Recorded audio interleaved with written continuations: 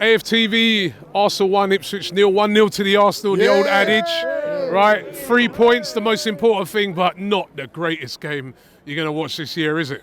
This year? I'll tell you what, that was just... And that's it, yeah, even this year with a week to go, it's still not going to be the best game you're going to watch. That was as bad, if not worse, than a week ago against Everton, like, you know what I mean? So we've improved because we scored, but other than that, wow.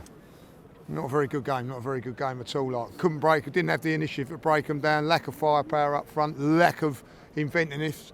I thought Odegaard was shocking in the first half, but second half he was really good. He was the shining light. Declan Rice, good all the way through. But other than that, you know, all the positives you can take from it is that you're right, it's 3 points and a clean sheet. That's the only positives you can take from it. Yeah. Are you looking at it starting to think we're struggling to break down because I mean, again, another ultra negative team that showed no ambition till about the last 5 minutes of the game. But we're finding these type of teams difficult to break down. So, which is, I don't know, but then we'll go and put 5 away, 5 past Crystal Palace. Is that because they came out more? Yeah, I mean, exactly that. Crystal Palace, credit to them. You know what I mean? That's what some people want. You know, come out and play fire with fire, and they get burnt 5-1. Teams that come here and sit in like that, there's a chance, and there was a chance at the end that they could have nicked something at the end and got a draw out of it, like, you know. So that's the problem we've got. There is a blueprint. There's a blueprint how to stop Arsenal playing. Everton have done it. Ipswich have done it. Newcastle have done it in the past, you know, and we have not got the guile, not got the creativity or the nous to break it down. In saying that, the one time we did, we got the goal, but other than that, I thought we were slow. You know, was anybody entertained watching that game today? I don't think they were.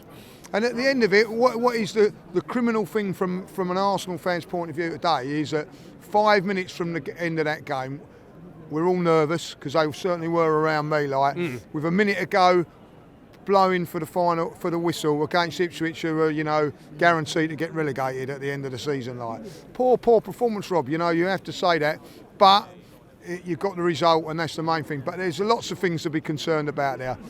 January the 1st, Arsenal have got to go out and get something different to what they've got. Like, you know, they have to up front because what position do you think is the position that is most required in that January transfer window? Well, I think the centre forward, but if you said to me a wide player, I think that is it as well.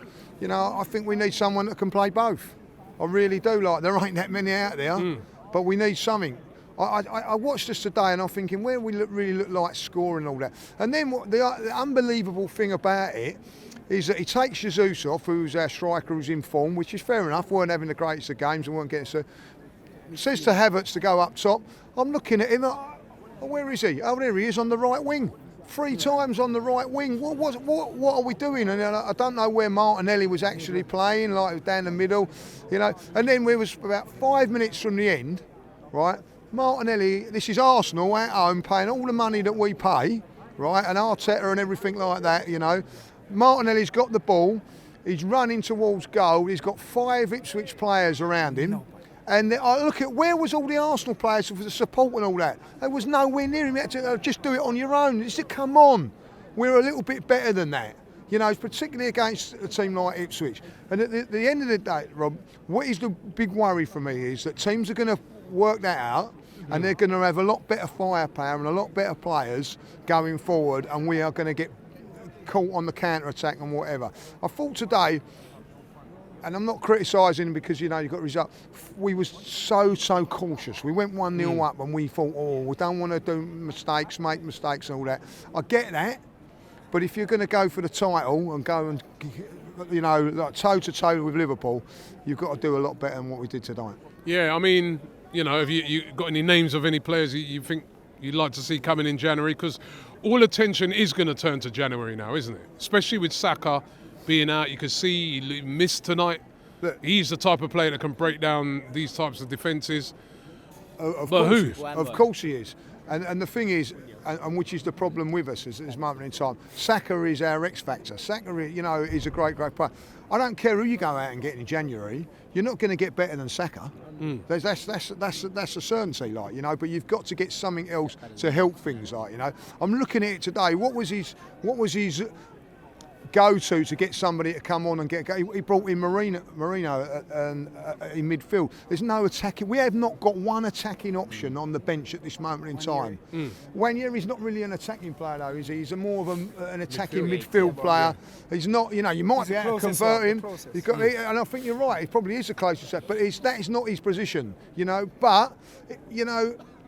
We shouldn't be in this situation, Rob, like, you know, and people are going to go back to the transfer window in the summer. We didn't do enough and everything like that. The injuries are part and parcel of football. You get one injury like Saka and then Sterling goes out as well, it's tough. But what is the best thing about that is that it's happened the week before January. Now, if you don't come in and do nothing in January, you've got to have a look at this club and the ambition of it, because we're in a position at this moment in time where we can still win this league. We're still in with it. But if you're not going to go out and get some firepower and some help for these front guys, then, you know, you're in trouble, because you're asking that three, maybe the four with Havertz as well, to go in Wednesday against Brentford, Brighton. Then you've got Tottenham. You've got Man United in it. Tottenham, Newcastle in that as well. I think Newcastle before that. You know, and then you've got the Champions League at the back end of January, and you've got to continue to keep playing these players. I'm sorry, it's not going to work. So at the end of it, the board's got to show a little bit of ambition. You know, listen, everybody I've walked around the ground today, like, you know, everybody's got new Arsenal merch on, you know what I mean, through Christmas. The old fans have been putting there in their pocket. They have, you know what I mean. Not everybody can afford £60-70 for a T-shirt and things like that, but they do it. Now we need the club to come out and just help us out a little bit, like, you know, because if we don't, we ain't gonna. It's an opportunity that's gonna pass us by.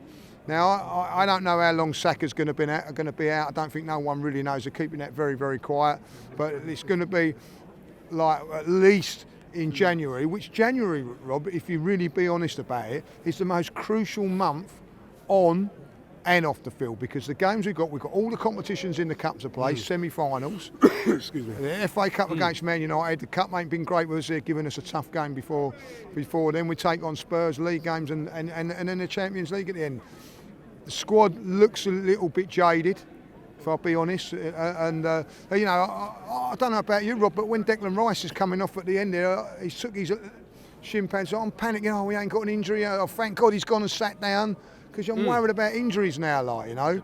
Listen, in that area we're a little bit more stronger, but up front today, you know, we're hanging on against Ipswich, Rob. You know, listen, the positive is, and I don't want to go too overboard about it, we've got the win. That was, you know, if you'd have said to me today, we're playing really, really well and lose 2-1, or play like that and win 1-0, I'll take that every day of the week. And that's how you've got to look at it. But if you carry on playing like that at home, and someone said to me, and I don't know if this is true, that we are the only unbeaten team at home in the league. I think we are, yeah.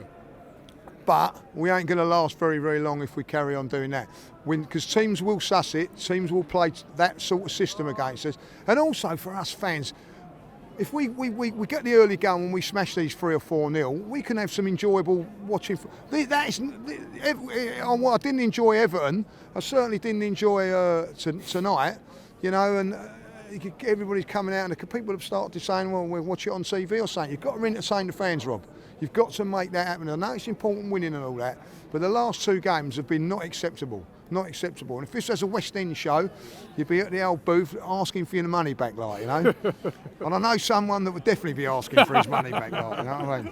Nice one, mate. Our number 6 is the King of Brazil. Our central half, he'll give you hell. Our one at the back is Gabriel. Ole, ole.